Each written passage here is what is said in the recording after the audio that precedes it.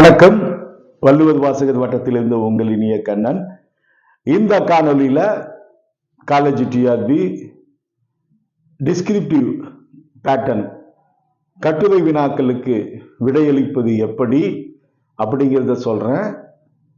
இந்த descriptive question with ஆன்சரோட Valluvar வாசகர் வட்ட உங்களுக்கு கொடுக்க இருக்கு. கிட்டத்தட்ட 50 கட்டுரைகள் உங்களுக்கு கொடுக்க இருக்கும். இதை பத்தி ஃபுல் டீட்டெயிலா பார்க்கலாம். ஃபர்ஸ்ட் 7 ஹெட்டிங்ஸ் கொடுத்திருக்காங்க. 7 தலைப்பு: இந்திய அரசியலமைப்பு, இந்தியன் கான்ஸ்டிடியூஷன், இந்திய பொருளாதாரம், இந்தியன் எக்கனாமி, நவீன இந்திய வரலாறு, மாடர்ன் இந்தியா, தமிழக வரலாறு மற்றும் பொருளாதாரம், history of Tamil Nadu and economy, சுற்றுச்சூழல் மற்றும் சூழ்நிலையியல், என்விரான்மெண்ட் அண்ட் ஈக்காலஜி, அறிவியல் மற்றும் தொழில்நுட்பம், சயின்ஸ் அண்ட் டெக்னாலஜி, நடப்பு நிகழ்வுகள், கரண்ட் அஃபேர்ஸ். இந்த 7 தலைப்புல 5 கட்டுரைகள், 5 தலைப்புல கட்டுரை கேள்வி இடம்பெறும். இந்த 5ல் 1, 5ல 1. சரி, இதை எப்படி கேட்பாங்க? இதுல நல்லா கவனிச்சுக்கிங்க சார். இந்த 7 தலைப்புல 2 தலைப்புல வராது, அப்படித்தானே? 5 தலைப்புல வரும். இன்கேஸ் இந்திய அரசியலமைப்பு, இப்ப நாம எல்லாமே தமிழ் ஸ்டூடெண்ட், நம்ம தமிழ்ல ஸ்ட்ராங். அப்ப நம்ம எதை அதிகமா எடுப்போம் அப்படின்னா இந்த தலைப்பை எடுத்துக்குவோம். நாங்களும் இதுதான் சொல்லி கொடுத்துட்டு இருக்கோம். தமிழக வரலாறு தான் நாங்க கிளாஸ்ல நடத்திட்டு இருக்கோம். தமிழ் இலக்கியம் வேற, தமிழக வரலாறு வேற. இலக்கியத்துக்கும் வரலாறுக்கும் ஏகப்பட்ட சம்பந்தம் இருந்தாலும் இதனுடைய வினாக்கள் வேற. சரி, இதை நாம ஃபுல்லா படிச்சிடணும். போதுண்டா ஒரு கேள்வி இதுல ஒரு 40 ஒரு 25 ஹெட்டிங்ல படிக்கலாம் அப்படின்னு முடிவு பண்ணிட்டு இதை மட்டும் கான்சென்ட்ரேட் பண்ணிடுறோம். இன்கேஸ் அரசியலமைப்புல ஒரு கேள்வி கேட்டுறாங்க, பொருளாதாரத்துல 1, இந்திய வரலாறுல 1, பொருளாதாரத்துல கேட்டுறாங்க தமிழக வரலாறு வேற, தமிழக பொருளாதாரம் வேற. சரி, இந்த 3 தலைப்புல 1 கேட்டுறாங்க, தமிழக வரலாறு மிஸ் ஆயிடுச்சு. அப்ப நாம மாட்டிக்குவோம். உண்மைதானே சார்? நம்ம தமிழ் ஸ்டூடெண்ட், நம்ம தமிழக வரலாற நம்ம டிகிரியில அலைடு பேப்பர் இருக்கு, தமிழக வரலாறும் பண்பாடும்னு அண்ணாமலை எல்லா யூனிவர்சிட்டிலையும் ஸ்டடி மெட்டீரியல் இருக்கு. கே பிள்ளை புத்தகம் ரொம்ப டெப்தா இருக்கும். தட்சணாமூர்த்தி, வேதி செல்லம், இன்னும் நீங்க ஸ்கூல் புக்கு கூட படிச்சிருக்கலாம். இன்னொன்று டெட்டுக்கு படிச்ச ஸ்கூல் புக்கு, அதுல ஹிஸ்டாரிக்கல் பேக்ரவுண்டு, டெட்டு பாஸ் பண்ண ஸ்டூடெண்ட், அதாவது யூஜிடிஆர்பி இப்போ எழுதுனவங்கலாம் லாஸ்ட், அவங்க எல்லாமே டெட்டுல படிச்சிருப்பாங்க. அப்ப தமிழக வரலாறு இல்லாம தமிழக பொருளாதாரம், தமிழக பொருளாதாரம்னா உங்களுக்கு தமிழ்நாட்டினுடைய பட்ஜெட்டு, தமிழகத்தினுடைய நிதி கொள்கை, மானிட்டரி பாலிசி, தமிழக மக்கள் தொகை, தமிழகத்தினுடைய வேலைவாய்ப்பு திட்டம், தமிழகத்தில் உள்ள தொழில்கள், தமிழகத்தில் காணப்படும் பற்றாக்குறை வருமானம், அதாவது டிஃபிசிட் பினான்சிங், தமிழகத்தினுடைய வர்த்தக சமன்பாடு, பேலன்ஸ் ஆஃப் ட்ரேடு, தமிழகத்தில் சுற்றுலா, தமிழகத்தில் வறுமை ஒழிப்பதற்கான தமிழக அரசால் மேற்கொண்ட திட்டங்கள், தமிழக அரசினுடைய நலத்திட்டங்கள், இதெல்லாம் தமிழக பொருளாதாரத்தை அடங்கும். சும்மா சில கேள்விகள் இருக்கும். நீங்க யூபிஎஸ்சி மெயின்ஸ், குரூப் 1 மெயின்ஸ் எல்லாம் தமிழக பொருளாதாரம் முன்னேற்ற பாதையில் செல்கிறது என்பதற்கான காரணங்களை கண்டறிந்து விளக்கவும் கேட்டான். நமக்கு தெரியுமா? இன்னும் திருவிளையாடல் படத்துல நாகேஷ் சொல்ற மாதிரி கேள்வி கேட்கத்தான் தெரியும். எப்படி பதில கண்டுபிடிக்கிறது? இந்த கேள்வி கேட்டுறாங்க. இதெல்லாம் நம்ம விட்டாங்க. அரசியலமைப்பு விட்டுறோம், இதெல்லாம் படிக்கல, தமிழக வரலாறும் படிக்கல, விட்டுருங்க. சரி அப்பா இதுக்கு எழுதலாம். தமிழக அரசினுடைய பொருளாதாரம் முன்னேற்ற பாதையில் செல்கிறது என்பதற்கான காரணங்களை கண்டறிந்து விளக்கவும். இந்த கேள்வி கேட்டாலும் கேட்பான், நல்லா மைண்ட்ல செட் பண்ணிக்கங்க. அப்ப என்னென்ன ஃபேக்டர்ஸ், இது எல்லாம் நம்ம கண்டுபிடிச்சு எழுதணும். இது எல்லாமே நாங்க சொல்லி கொடுத்துருவோம். அதனாலதான் நான் சொல்றேன், ஈவன் தமிழக வரலாறே நம்ம படிக்கிறோம். நம்ம எப்படி படிக்கிறோம்? தமிழக வரலாறுனா கல் தோன்றி மண் தோன்றா காலத்தே வாளோடு முன் தோன்றிய மூத்த குடி தமிழ் குடின்னு தெரியும். இப்ப தமிழக வரலாறு படிக்கும்போது சங்க காலத்திலிருந்து படிக்கலாம். சங்க கால சேர மன்னர்களின் சிறப்புகளை தொகுத்து எழுதுவோம்னா நம்ம சேர மன்னன் பேரு 1810 படிச்சிருப்போம். 2ஆம் 10, 3, 4, 5, 6, 7, 8, 1810 பாட்டுடை தலைவன் இயற்றியவர். நான் எவ்வளவு பேர்த்திட்ட கேள்வி கேட்டுட்டேன். டெய்லியும் ஒரு 20-25 பேர் காலேஜ் டிஆர்பிக்கு நான் கட்டுரை தமிழக வரலாறு சூஸ் பண்றேன் அப்படின்னு கேட்பாங்க. அவங்க கிட்ட எல்லாத்துக்கிட்டையும் கேட்டிருக்கேன், ஐயா இதுக்கு மேல எனக்கு தெரியல, இது சொன்னவங்க தான் அதிகம். இவங்க எல்லாமே இப்ப பிஜிடிஆர்பில 100 மார்க் எடுத்தவங்க 105, இப்ப நடந்த பிஜிடிஆர்பில 108 மார்க் எடுத்தவங்க, யூஜிடிஆர்பில செலக்ட் ஆகி வேலைக்கு போனவங்க எல்லாம் இந்த மாதிரி கேட்டிருக்கேன். சங்க கால சேர மன்னர்களினுடைய சிறப்புகளை விவரித்து எழுதுன்னு கேட்டா எப்படிமா எழுதுவீங்கன்னா அதை தவிர போகல. ஏன்னா நம்ம அப்ஜெக்டிவ் டைப்பாவே படிச்சிட்டோம், டிஸ்கிரிப்டிவா தெரியல. அப்ப நற்றினில சேர மன்னனை பத்தி சொல்றான், நம்ம இலக்கியத்தோட தான் நம்ம பார்க்கிறோம். நல்லா ஞாபகம் வச்சுக்கோங்க, இலக்கியத்தோட சம்பந்தப்பட்டு படிச்சதுனால நம்ம 8 தொகை நூல்ல சேர மன்னன் நற்றினில சொல்லப்படுறான், 5 நூற்றுல சொல்லப்படுறான், புறநானூற்றுல உதயன் சேரலாதன் சொல்லப்படுறான். இதை தாண்டி நமக்கு போகல. ஆனா வரலாறுன்னு பாத்தீங்கன்னா சங்ககால சேர மன்னர்கள் 2 பரம்பரையா பிரிக்கலாம். அதுல இருந்து நம்ம எடுத்துக்கணும், புரியுதுங்களா?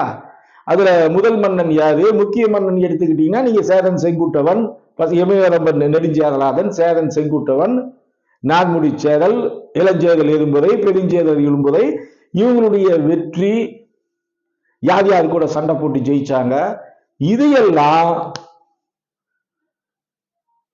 300 வார்த்தைகள், கிட்டத்தட்ட 5 பக்கம், கிட்டத்தட்ட 5 பக்கத்துல நீங்க எழுதணும். 300 வேர்ட்ஸ் கட்ட கோடு போட்டு கொடுத்துருவாங்க. 5 பக்கத்துக்கு மேல இருக்காது. இப்படி ஒவ்வொன்றுக்கும் நாம ரெடி பண்ணி வச்சுக்கணும். ஃபர்ஸ்ட் இந்த புல்லட் பாயிண்ட்ஸ். சேரனா ரைட், சோழன் யாரு எடுத்துக்குமே, கரிகால் சோழனா அவங்க அப்பா யாரு, இளம் சேட் சென்னி, கரிகாலன், கிள்ளிவளவன், கோப்பெருஞ்சோழன், இவங்க பேரெல்லாம் முதல்ல வரணும்.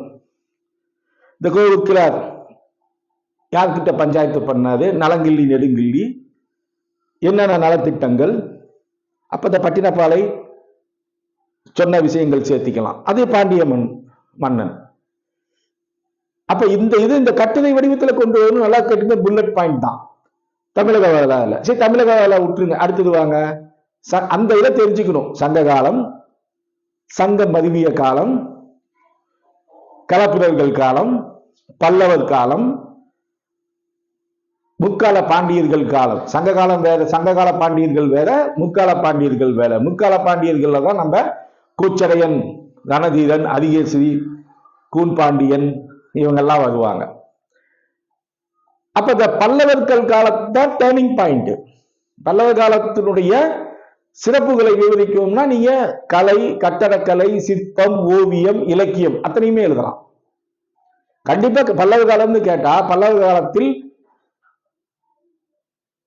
அதாவது இன்னும் சொல்ல போனா பல்லவர் காலம் அந்த கோயில் கலையினுடைய தொடக்க காலம். முதல்ல கட்டுமான கோயில்கள் பல்லவர் காலத்துல தான் கட்டப்பட்டது. அதுக்கு முன்னாடி பிரம்மாண்டமான கோயில்லாம் தமிழகத்துல கிடையாது. சிம்ம விஷ்ணு முதலாம், அந்த அவன் பேரு முதலாம் மகேந்திரவர்ம பல்லவன், அவனுடைய சன் நரசிம்மவர்ம பல்லவன், அடுத்தது ராஜசிம்மன், பரமேஸ்வரவர்மன், நந்திவர்மன், இவங்கெல்லாம் முக்கிய மன்னர்கள். டக்கு டக்கு டக்குன்னு இந்த பேர் ஞாபகத்துக்கு வரணும். யார் யார் என்னென்ன பண்ணாங்க. பல்லவர்களுடைய ஆட்சி சிறப்புங்கிறது ரொம்ப கஷ்டம். ஏன்னா பல்லவர்களுடைய அபிஷியல் லாங்குவேஜ் வந்து சான்ஸ்கிரிட், அவங்களுடைய இலச்சினை வந்து நந்தி, அவங்க கொடியில வராக பன்றியினுடைய சின்னம் வந்து காணப்பட்டது. அவங்களுடைய நில வரி எத்தனை பங்குல ஒண்ணு வசூலிச்சாங்க, அந்த அபிஷியல்ஸினுடைய பெயர் என்ன, இத்தனையும் எழுதணும். இதெல்லாம் ப்ரிப்பேர் பண்ணணும். அதே மாதிரிதான் சோழர்களது கப்பல் படை. அதாவது சோழர்கள் வலிமையான கப்பல் படை. சோழர் இதுலயே வந்து கப்பல் படை தான் பெஸ்ட். ஆனா அதுக்கு முன்னாடியே நரசிம்மவர்மன் வலிமையான கப்பல் படை வச்சு இலங்கையில வந்து அவனுடைய நண்பன் மேகவர்மனுக்காக சண்டை போட்டு கொடுத்தான். சீனாவில் தூதுக்குழு வந்தது. அவனுடைய காலகட்டத்தில் தான் யுவான் சுவான் தமிழ்நாட்டுக்கு வந்தார். இதெல்லாம் பதிவு பண்ணும். யுவான் சுவாங் வந்து ஃபர்ஸ்ட் ஹர்ஷதுடைய அவைக்கு கண்ணோசிக்கு வந்துட்டு, அப்புறம் 2ஆம் புலிகேசி அங்க விசிட் பண்ணிட்டு, 2ஆம் புலிகேசி வந்து சாளுக்கிய மன்னன். இதுல பாருங்க, இந்த சாளுக்கிய மன்னன் 2ஆம் புலிகேசி அப்பா தோத்துருவார். 1ஆம் மகேந்திரவர்ம பல்லவன் சாளுக்கிய மன்னன் புலிகேசி கிட்ட தோத்துருவான். அந்த 2ஆம் புலிகேசி இந்தியாவினுடைய கடைசி தேசிய பேரரசான ஹர்ஷவர்தனையே தோற்கடிச்சிருவான். அவ்வளவு பெரிய பவர்ஃபுல். அந்த சாளுக்கிய மன்னன் 2ஆம் புலிகேசி நரசிம்மவர்ம பல்லவன் வாதாபி என்ற இடத்தில் கொன்று வாதாபியை தீக்கிரையாக்கி வாதாபி கொண்டான் என்ற பட்டப்பெயரை சூட்டி கொண்டவன். இதெல்லாம் நீங்க மைண்ட்ல செட் பண்ணி வச்சுக்கணும். அடுத்தது பாண்டியர்களுக்கு வாங்க, சாரி சோழருக்கு வாங்க. விஜயலாய சோழன் முக்கியமான ஆளு. பொன்னியின் செல்வன் படம் பாருங்க, அதே மாதிரி அதுல 1010 தான் ராஜராஜ சோழன் கட்டுனது. ராஜேந்திர சோழன். இதெல்லாம் 450 வருஷம் தமிழகத்துல வந்து வலிமையான, இது வரைக்குமே உலகத்துல சோழ பேரரசு மாதிரி ஒரு வலிமையான பேரரசு எங்கேயுமே இல்லை. அந்த அளவுக்கு சோழ பேரரசு. கங்கை கொண்ட சோழன் என்று அழைக்கப்பட்ட ராஜேந்திர சோழன் இருக்கும்போது எந்த அந்நிய நாட்டு படையெடுப்புமே இந்தியாவின் மீது படையெடுக்கப்படவில்லை. ராஜேந்திர சோழன் இறந்த பின்னாடிதான் முகமது பின் காசிம், சாரி ராஜேந்திர சோழன் இறந்த பின்னாடிதான் கோரிமுகனுடைய படையெடுப்பு. இதெல்லாம் ஒப்புமைப்படுத்தி நாம வந்து படிக்கணும். இதே ராஜேந்திர சோழன் இருந்தானா கோரி முகமது, கஜினி முகமதுலாம் இந்தியா எல்லையை டச் பண்ணிருக்க முடியாது, போட்டு தூள் கிளம்பிப்பான். அந்த அளவுக்கு புகழ்பெற்ற மன்னன். இதை நீங்க முதல்ல கதையா தெரிஞ்சுக்கணும். ஆச்சுங்களா? கதையா தெரிஞ்சுக்கிட்டு தான் பாண்டியர்கள் கடைசீட்ல மாலிகபூர் 1314 மதுரைக்கு வருவார். மாலிகபூர் தான் இந்தியாவில் தமிழகத்துல இஸ்லாமியர்களுடைய ஆட்சிக்கு வித்திட்டவன். 75 வருஷம் மதுரையில சுல்தான்களுடைய ஆட்சி மாலிகபூருக்கு பின்னாடி நடந்தது. அப்புறம் குமார கம்பனுடைய மனைவி கங்காதேவி கங்கா விஜயம் அப்படின்னு ஒரு நூல்ல சொல்லியிருப்பாங்க. இதுல மதுரை சுல்தான்கள் ஆட்சி அகற்றப்பட்டு நாயக்கர்களுடைய ஆட்சி, இதை தான் நம்ம தமிழ் இலக்கியத்துல சிற்றிலக்கிய காலம்னு சொல்றோம். நாயக்கர்களுடைய காட்சி பாலாஜி விஸ்வநாத்ல இருந்து 1529 இருந்து 1736 மீனாட்சி அந்த அம்மா வரைக்கும் நீங்க இதெல்லாம் படிக்கணும் சார். தமிழக வரலாறுல இது சொல்லிக்கிட்டே போனா அதிகமா கதை வந்துடும். நான் ஒண்ணு நான் எக்ஸ்பிளைன் பண்றேன். அப்ப தமிழக வரலாறு நீ அப்படி படிங்க. பொருளாதாரம் நான் சொல்ற பதி இதெல்லாத்துக்கும் நாங்க சார், நீங்க எதையுமே ரிஸ்க் எடுக்க வேண்டாம். எல்லா கட்டுரையும் நாங்களே கொடுத்துறோம் சார். எல்லா கட்டுரையும் நாங்களே கொடுத்துறோம். என்ன எவ்வளவு தலைப்பு வேணும் அடுத்த தொடர்ந்து பார்த்துட்டு இருக்கேன். இதுல ஒவ்வொன்றுலையும் எந்தெந்த கொஸ்டின் கேட்பாங்கன்னு இந்தியா புட்டு நான் கேள்வியா கொடுத்தாங்க. சரி, அரசியலமைப்பு அப்படின்னா என்ன சார்? பேசிக்கா நம்ம இருக்கக்கூடிய இப்ப ஒரு கேள்வி கேட்கிறோம். அரசியலமைப்பில் இருந்து அடிப்படை உரிமைகள் தோன்றுவதற்கான காரணங்கள் என்னன்னு கேட்டா, நம்ம அடிப்படை உரிமைகள்லாம் சும்மா ஒரு பக்கம் ஸ்கூல் புக்ல படிச்சிருக்கோம் சார். அடிப்படை உரிமைகள் தோற்றுவிக்க காரணம் என்ன? என்ன எழுதுவீங்க சொல்லுங்க. இந்திய அரசியல் சட்டம், இந்திய அரசியலமைப்பு சட்டத்தினுடைய வரலாற்று பின்னணி என்ன? இது யூபிஎஸ்சி மெயின்ஸ்ல கேட்டது, டிஎன்பிசிலையும் கேட்டிருக்காங்க. இந்திய அரசியல் அமைப்பின் இதுல வரலாற்று பின்னணி என்ன? வரலாற்று பின்னணி ஹிஸ்டாரிக்கல் பேக்ரவுண்ட். ஒரே நாள் இந்திய அரசியலமைப்பு தோன்றிடுச்சா? அப்ப நீங்க 1775 நினைக்கிறேன், திடீர்னு வருஷம் ஞாபகம் இல்லை. ஒழுங்குமுறை சட்டம், வாரன் ஹேஸ்டிங்ஸ், வங்காளத்துல முதல் கவர்னர் ஆச்சுங்களா. வாரன் ஹேஸ்டிங்ஸ் காலத்துல ஒழுங்குமுறை சட்டம், பிட்டிந்திய சட்டம், அப்புறம் சார்ட்டர் ஆக்ட், அப்புறம் 1900, அதாவது மாண்டேகு சென்ஸ்போர்டு, மின்டே மாலி, 1935 mini constitution, cabinet mission 1946, independence act, அப்புறம் இந்திய அரசியல் நிர்ணய சபை. இத்தனையும் இதுதான் ஹிஸ்டாரிக்கல் பேக்ரவுண்டு. ஒரே நாள்ல பண்ண கிடையாது. அப்ப அத்தனையும் நீங்க ஹிஸ்டரியை கொண்டு கான்ஸ்டியூஷன்ல வைக்கணும். தற்போது நீதித்துறையின் செயல்பாடுகள் இந்தியாவில் எவ்வாறு காணப்படுகிறதுன்னு கேட்டா என்ன சொல்லுவீங்க? ஜுடிஷியரி ஏகப்பட்ட ரீஃபார்ம்ஸ் இருக்கு. நீதித்துறையில ஏகப்பட்ட புதுமைகள் பண்ணியிருக்காங்க. எல்லா கோர்ட்டுமே இப்ப இ கோர்ட் ஆயிடுச்சு. இதெல்லாம் கரண்ட் ஈவெண்ட்ஸோட. கோர்ட்டு ஒரே மாதிரி இல்ல. செஷன்ஸ் இருக்கு, கிரிமினல் கோர்ட் இருக்கு, சூட் இருக்கு, எம்சிஓபி இருக்கு, அது ஏகப்பட்ட கோர்ட் இருக்கு. புரியுதுங்களா? லேபர் கோர்ட்டு கிட்டத்தட்ட 40, ஒரு டிஸ்ட்ரிக்ட் கோர்ட்ல பாத்தீங்கன்னா ஏகப்பட்ட கோர்ட்டு. இது எப்படி அந்த காலத்துல எப்படி இருந்தது, இப்ப எப்படி இருக்கு, நீதித்துறை எப்படி செயல்படுதுன்னு கேட்டா அதுக்கு தகுந்த மாதிரி தான் எழுதணும். சும்மா உச்ச நீதிமன்றம் தோன்றிய வருஷம், உயர் நீதிமன்றம் தோன்றியது, மாவட்ட நீதிமன்றம், சும்மா வருஷத்தை எழுதக்கூடாது, அதனுடைய ஆர்டிகல் அமெண்ட்மெண்ட் எழுதக்கூடாது. உச்ச நீதிமன்றம் இந்த சட்ட திருத்தப்படி தோன்றுறது, இந்த விதி, இந்த ஷரத்து, அது போடலாம் சார். ஆனா அது முழுமையானது. இப்படி என்ன, இப்ப எப்படி கரண்ட்ல எப்படி ஜுடிஷியரி ஃபங்க்ஷன் ஆகுது. கார்ன்வாலிஸ் தான் நிர்வாகத்திலிருந்து நீதித்துறையை பிரிச்சாரு. Separation between judiciary and executive powers. Executive, judiciary, நிர்வாகம். அப்பெல்லாம் பாத்தீங்கன்னா மாவட்ட கலெக்டர் தான். கார்ன்வாலிஸ் காலத்துக்கு முன்னாடி மாவட்ட கலெக்டர் தான் நீதிபதி. இப்பயும் மாவட்ட collector act as a magistrate, நீதிபதி கிடையாது. அதாவது ஜட்ஜி வேற, மேஜிஸ்ட்ரேட் வேற. கொஞ்சம் வித்தியாசம் இருக்கு சார். மேஜிஸ்ட்ரேட், ஜட்ஜி மோரலஸ் வித்தியாசம் இருக்கு. ஈவன் உங்களுக்கு ஆடியோ கூட ஆக்ட் ஆஸ் எ மேஜிஸ்ட்ரேட். அது ரொம்ப டெப்தா போக விரும்பல, பட் ஏகப்பட்ட வித்தியாசங்கள் இருக்கு. ஆனா கார்ன்வாலிஸ் பிரிச்சிட்டாரு. நீதி தனி, செயல் ஆற்றுநர், அதாவது பிரைம் மினிஸ்டர், இவங்க சட்டம் இயற்றுவர்கள் தனி, லெஜிஸ்லேட்டிவ் தனி. இதெல்லாம் தெரிஞ்சாதான் அதுக்கு எழுத முடியும். சும்மா அதாவது உங்களுக்கு அட்டவணை கேட்பாங்க, ஒன்றிய அரசு கேட்பாங்க, அதாவது யூனியன், அப்புறம் யூனியன் லிஸ்ட், கன்கர் லிஸ்ட், அப்புறம் மாநில பட்டியல், மத்திய பட்டியல், பொது பட்டியல், இந்த மாதிரி எல்லாம் ரொம்ப different type of the questions எல்லாம் நான் குரூப் 1 மெயின்ஸ் இந்த மாதிரி கொஸ்டின்ஸ் எல்லாம் பார்த்துருக்கேன். அந்த அடிப்படையில் நாங்கள் எங்களுடைய எக்ஸ்பர்ட்ஸ் இருக்காங்க. நான் மட்டும் எழுதுறதில்லை, எங்ககிட்ட டிஎன்பிசியில் நாங்கள் ஹச்ஆர்என்சி, இது எல்லாத்துக்குமே தெரியும். இந்து சமய அறநிலையத்துறைக்கு தமிழ்நாட்டிலேயே அசிஸ்டன்ட் கமிஷனர் போஸ்ட்ல state first executive officer grade 3, grade 2 எல்லாம் ஸ்டேட் ஃபர்ஸ்ட் கொடுத்த இன்ஸ்டிடியூஷன் உங்களுக்கு நல்லா தெரியும். நான் டிஆர்பிக்குள்ளே போகல. அதனால அந்த ஸ்டூடெண்ட்டுக்கு இதெல்லாமே நாங்கள் எங்கள் டீச்சர் வச்சு சொல்லி கொடுத்தோம். அதனுடைய அடிப்படையில் உங்களுக்கு எல்லாமே கிளியர் கட்டா கான்ஸ்டியூஷன்ல, எக்கனாமியில், நவீன இந்தியாவில்னா உங்களுக்கு அட்வென்ட் ஆஃப் த யூரோப்பியன்லேருந்து எடுத்துக்கலாம். ஐரோப்பியர்கள் வந்தது, யார் ஃபர்ஸ்ட் வந்தாங்க, போர்ச்சுகீஸு 1498 வாஸ்கோடகாமா வந்தாரு.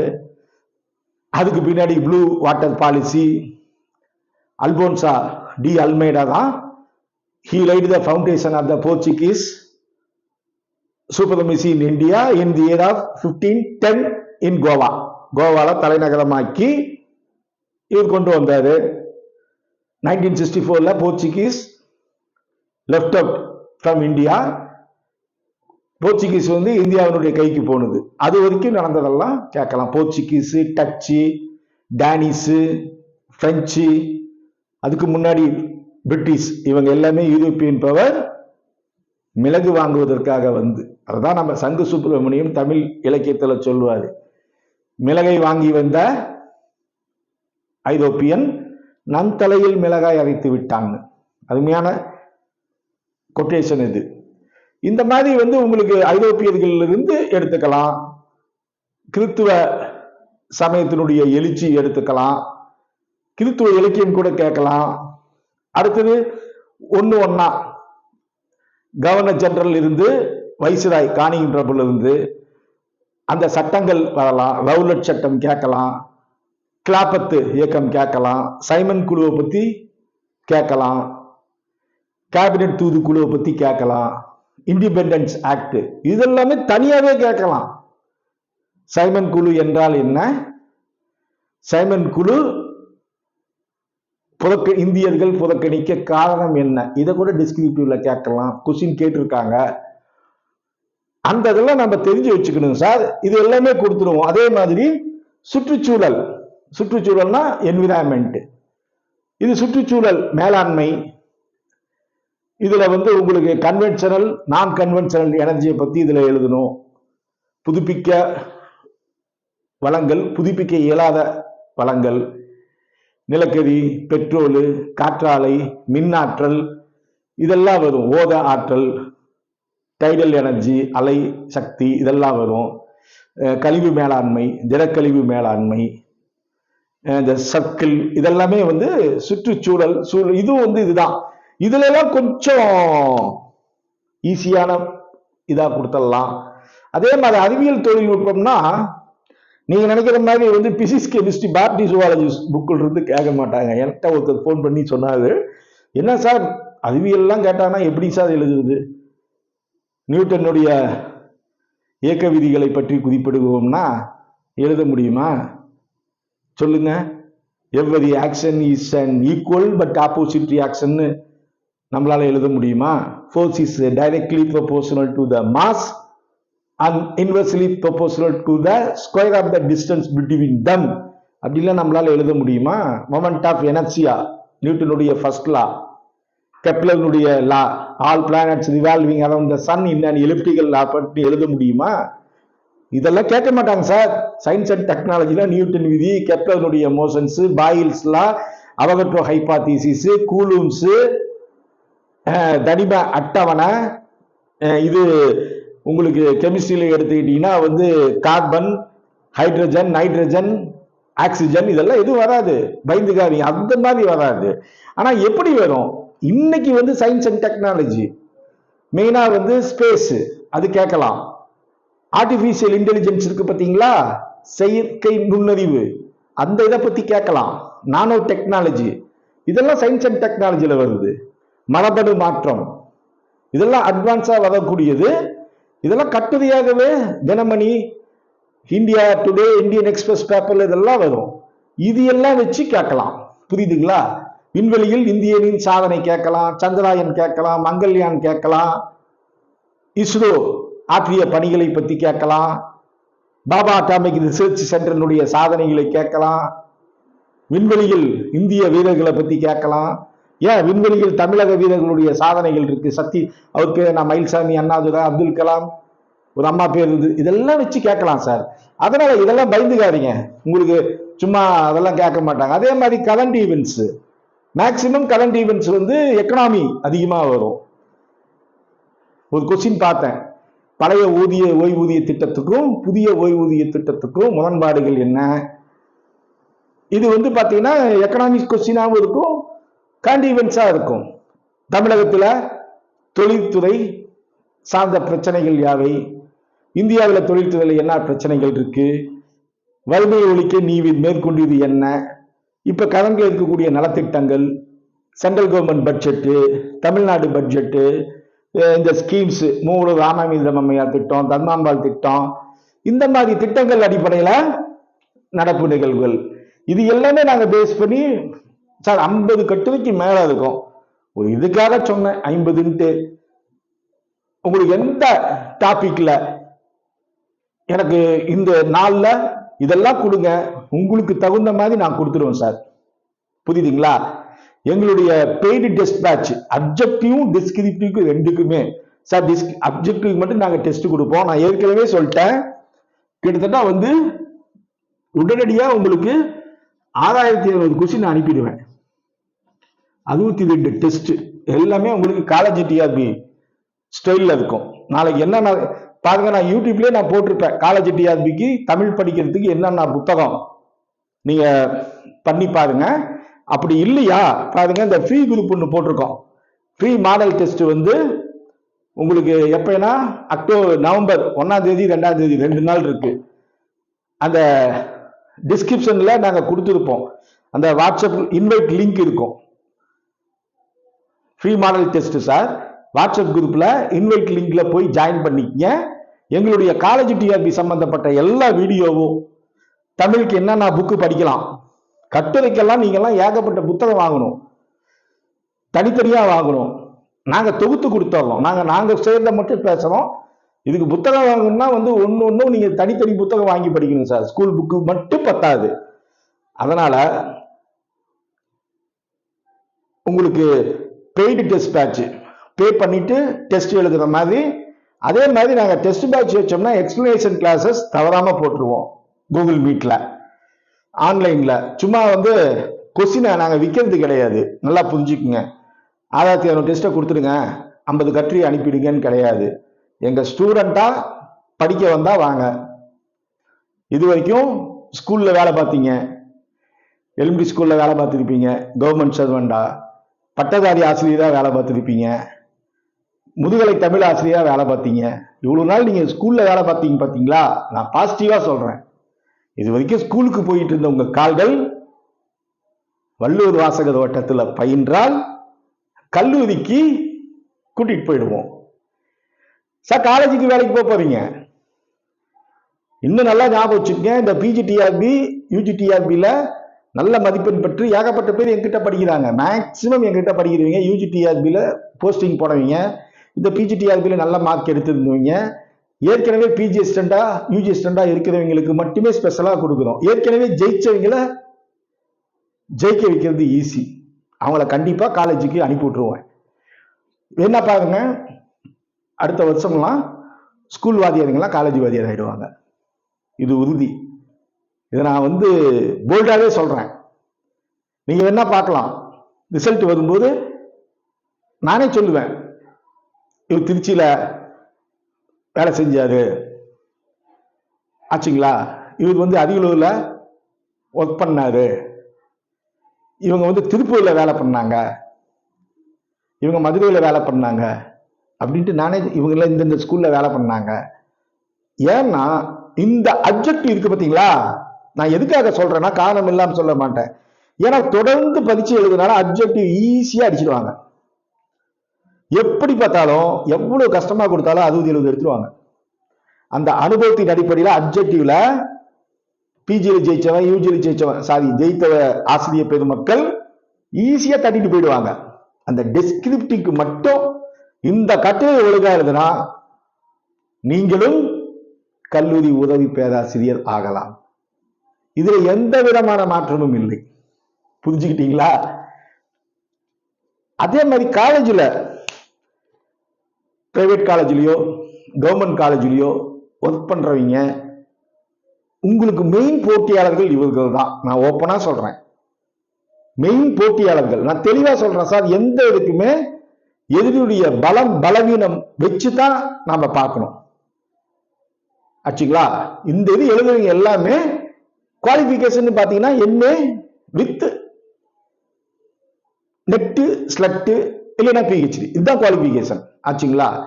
ஏன்னா இந்த காலேஜில் வந்து பிஎட் இல்லாத நண்பர்கள் தோழர்கள் வந்து அந்த போட்டித் தேர்வு அதிகம் எழுதியிருக்க மாட்டாங்க. அது ஒண்ணுதான் டிராபேக். ஒருவேளை காலேஜில் ஒர்க் பண்றவங்க பிஎட் முடிச்சுட்டு இதே யூஜி பிஜி பிராக்டிஸ் பண்ணியிருந்தா அவங்களுக்கு ஈஸி, அவங்களுக்கு எல்லாம் ஈஸி. கஷ்டம் தான் நான் சொல்ல கிடையாது, அவங்க அடிச்சு தள்ளிடுவாங்க. அதனால இந்த எல்லாத்துக்குமே கடினம்னு பார்த்தா பொதுவான பார்வையில இந்த கட்டுரை தான். இந்த அரசியலமைப்போ பொருளாதாரமோ இதெல்லாம் புரிஞ்சுக்கிறதுக்கே இதாகும். அதனால நாங்க இந்த கட்டுரையை உங்களுக்கு அனுப்பி விட்டுட்டு மெயினா இந்த எஸ்ஏ டைப்புக்கு நாங்க நடத்தியே காட்டிடுவோம். மனப்பாடம் பண்ணிக்கங்க. 50 கட்டுரை ரெடியா வச்சுக்கோங்க சார். ஒரு கட்டுரை 5 பக்கம் எழுதுங்க. 50க்கு 30ல இருந்து 40 மார்க் வாங்குங்க. லீடிங்ல போயிடுவீங்க. இது உறுதி. இது கண்டிப்பா நடக்கும். அப்ப இயேசுநாதர் சொல்லுவாரு, தேடுங்கள், கேளுங்கள் தரப்படும், தட்டுங்கள் திறக்கப்படும், தேடுங்கள் கிடைக்கும் என்றார். தேடுங்க, நல்லா சொல்றேன், தேடுங்க, கண்டிப்பாக வெற்றிக்கான வழி கிடைக்கும். அதற்கு வள்ளுவர் வாசகர் வட்டம் வழிகாட்டும். திரும்ப திரும்ப சொல்றோம், உங்கள் வெற்றிக்கு வழிகாட்டும் வள்ளுவர் வாசகர் வட்டம். வெறும் வார்த்தை ஜாலம் கிடையாது, இது ஒரு மந்திர சொல். ஆச்சுங்களா? எங்கள் வாழ்வும் எங்கள் வளமும் மங்காத தமிழ் என்று சங்கே முழங்கு. நன்றி, வணக்கம். வள்ளுவர் வாசகர் வட்டத்திற்காக உங்கள் இனிய கண்ணன்.